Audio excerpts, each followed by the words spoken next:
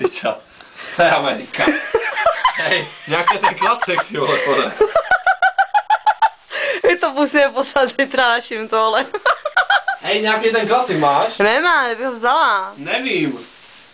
A dělej, protože to je hrozně smrdě, už tady dlouho nemůžu být. Já ne, něco tam musíme dát, protože já tam dál už nedošáhnu. Ale klekni, strč tam tu ruku.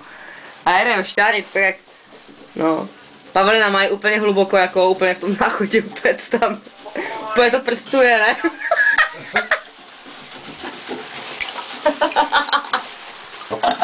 Piča. To je hard job, ty vole. To bych dělal nechtěl. Za 5 na hodinu, ty vole. Hej, ale ubilo toho, ne? Já nevím teda. To se asi vypadilo, ty vole. Na co s tím budem dělat, jako? Chceš to vybrat čufánkem a nalít to do toho do umyvadla? No jasně, ty vole. Celé žavej. A toho vínku, jak ti tam plavalo, to už se tě jako rozmixovalo. To jsem asi rozsekal, ty vole.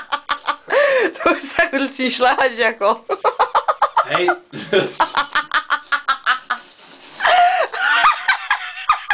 Už je zápis do deníčku.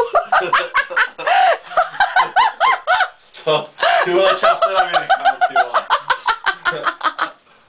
Hej, musíme tam dát nějaký hovnošťouk, ty vole. Piča, víš co? Já už vím. Hej, urvi jednu hlavu z toho stromka. To už brečím, Pavolinka. Hej, urvi jednu hlavu z toho stromka. A to je jak štětka, vole. Ale víš co? Já vezmu tu štětku a proštěrchám to tím. Jo. Piča, je dobrý, ty Ty jsi dobrý úplně. No, koupíš mi novou Walmartu, no. No, lízni si. Jdeme na to. Máme záchodovou štětku, Pavali, a šťucháme štětkou, jako jo. Je super, to je škoda, že nemáš... Fuj, piča, co mám dělat, ty vole? Teď to na mě necáká, ale. No. Taková hnědá voda úplně, ne? Já to včera měla ten záchod, ale... To je smrál, z tobě jeden zdechnul. To nemůže jít dál, vole.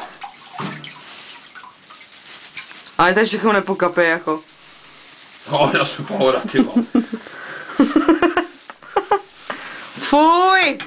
A co jste mám dělat? No tak teď už to tam nech, takže je to jedno. Piča, to čuráci, vole, kdo to tak udělal točený ten hajzl, vole?